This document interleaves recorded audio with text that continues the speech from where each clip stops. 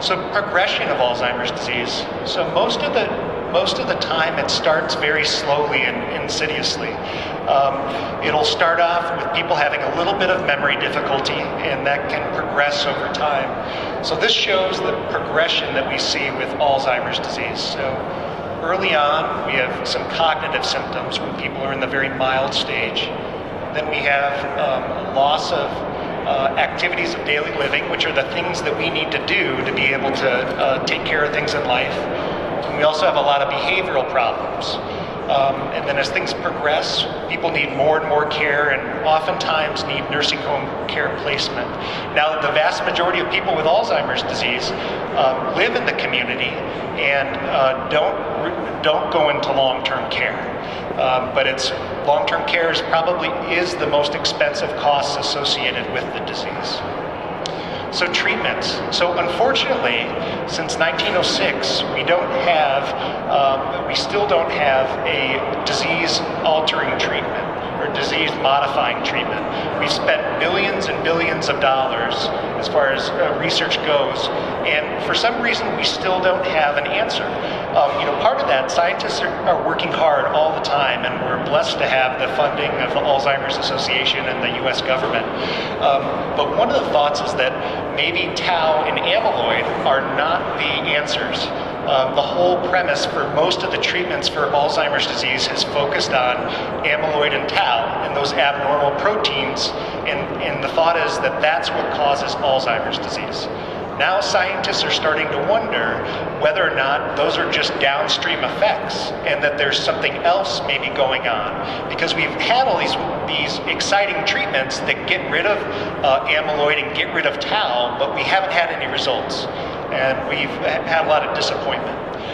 So we have to redouble our efforts and beyond what we're currently doing. So just as Natalie said, so Alzheimer's disease is one of the few diseases that is continuing to increase. And with the age of our population, we expect that will increase as well with the demographics changing. Heart disease is going down, but 1 in 3 Americans will die with Alzheimer's disease. So, almost everyone is going to be affected or know someone in their life as our population changes over the next 20 years. So these are just numbers looking at 2018 to 2050. So going from 5.7 million Americans to somewhere around 14 to 16 million Americans. And we're almost at over $250 billion currently for costs. And we expect that to go up to at least $1 trillion. But it's pretty hard to predict 30 years out, so we don't really know. But it has the potential to bankrupt the healthcare system if not addressed. So what about Indiana? So as Natalie mentioned, we have 110,000 individuals with Alzheimer's disease or other types of dementia living in the state. And we only touch a fraction of those patients in terms of through the association or seeing people in clinic.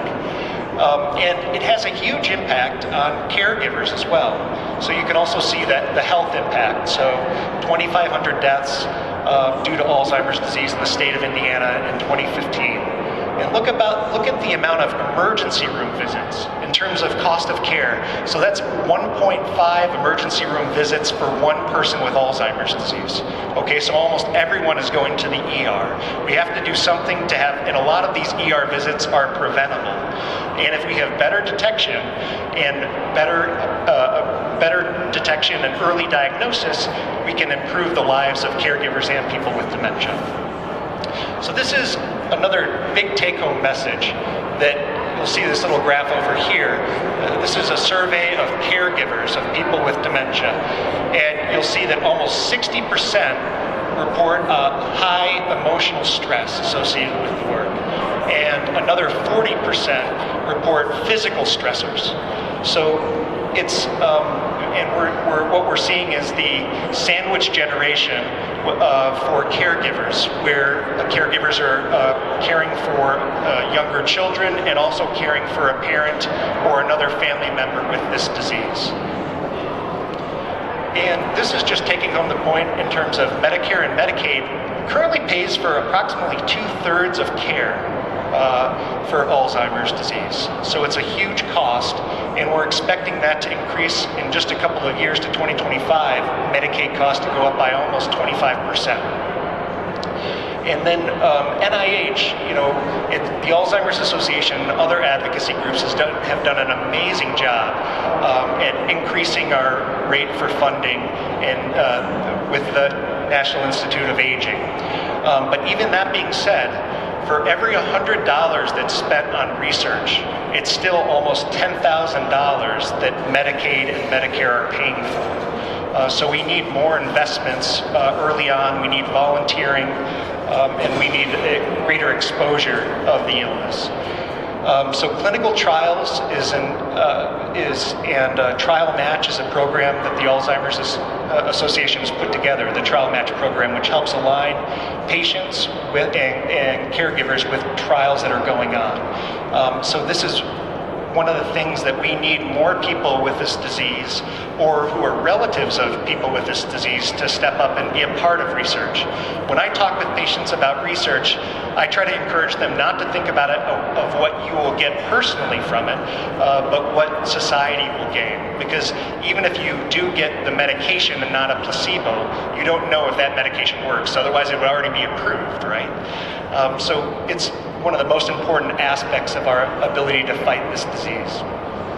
So Hoosier needs, so we need more funding for the Alzheimer's Association, our area agencies on aging, other programs. We need a strong awareness campaign, just like Jason was saying, that there's still too much stigma associated with this disease. I have patients and caregivers all the time who say, well, I don't want to tell people. I don't want people to know. And it's really hard. People are more afraid of getting Alzheimer's disease than they are cancer. So we need to do some kind of a public awareness program to make a big impact. We need to meet people on the ground too, in terms of supporting our caregivers. Information is power, and so we need to have our caregivers be empowered and be able to receive the resources that they need, which is often consultation and things like care in the home and respite, time away that's scheduled. We also need to improve our workforce for geriatrics. The vast majority of people with Alzheimer's disease in the next 20 years will not be diagnosed by geriatricians or geriatric psychiatrists or neurologists. It's going to be in primary care. There's just not enough of those subspecialties for diagnosis. We also need more geriatric social workers and nurses. So we need to invest in our communities so that we can help treat our patients who need help. So what can we do right now for this public health crisis? So prevention's first. So even if someone already has a diagnosis of Alzheimer's disease, there have been recent studies that cardiovascular exercise can delay the illness and delay progression, which is really exciting news. And then when we want to take care of our health and cardiovascular risks before people get the disease. What's bad for the heart is bad for the brain. So high cholesterol, high blood pressure, diabetes, all of those are also risk factors for Alzheimer's disease. And things like following a Mediterranean diet, low salt diet, can make a big difference on outcomes with memory problems. More and more we learn about Alzheimer's disease, the more we think it's a multifactorial illness. So it's not just one thing that's contributing. It's probably many different things. And we also know that staying active cognitively makes a big difference, especially when people have mild memory problems. Now, I don't want everyone just going out and buying those video games that tell you practicing cognitive training. I feel like there's a little bit of snake oil there, but they have done studies that show when people have just mild difficulties with memory, that if you do some cognitive training, that it can prevent decline in the future. And lastly, early diagnosis. So much can be done if people are diagnosed earlier and receive the information earlier. It can lead to avoidance of emergency room visits. It can lead to understanding of the systems you have to navigate as a caregiver and a person with this illness. So it's one of the most important aspects that we emphasize. and kind of wrapping up the future. So what we need is more innovative programs for people with Alzheimer's disease and related dementias and their caregivers. We need to improve the cardiovascular health and brain health for Hoosiers, and we need to increase prevention and increase our dollars for ADRD research, because that's the only way we're going to get to the cure. So, thank you very much.